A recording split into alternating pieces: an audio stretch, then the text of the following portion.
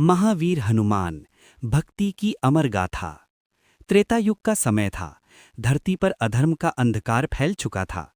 लंका का राजा रावण अपने अहंकार में चूर होकर संसार को भयभीत कर रहा था। उसी अंधकार के बीच जन्म हुआ एक दिव्य बालक का, हनुमान। बाल हनुमान बचपन से ही अद्भुत शक्तियों से भरपूर थे। एक दिन उन्होंने सूर्य को लाल फल समझकर निगलने का प्रयास किया। तब देवताओं को समझ आया कि यह कोई साधारण बालक नहीं, बल्कि महाशक्ति का अवतार है। परंतु हनुमान जी की सबसे बड़ी शक्ति उनकी ताकत नहीं थी, उनकी सबसे बड़ी शक्ति थी भक्ति।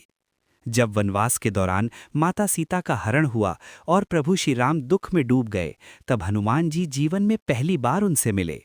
जैसे ही हनुमान जी ने राम को देखा, उनका हृदय बोल उठा, यही मेरे जीवन का उद्देश्य है, यही मेरे आराध्य हैं। हनुमान जी ने समुद्र लांघकर लंका में प्रवेश किया, अकेले, निडर, बिना किसी भय के। उन्होंने अशोक वाटिका में माता सीता को प्रभु राम की अंगूठी दी और कहा, माँ, अब आप अकेली नहीं हैं, प्रभु राम आ रहे हैं। लंका में उन्होंने रावण की पूरी सेना को चुनौती दी, स्वर्ण लंका को जला दिया, लेकिन माँ सीता को एक पत्ता भी नुकसान नहीं पहुंचाया। ये थी उनकी शक्ति और मर्यादा, दोनों का संतुलन।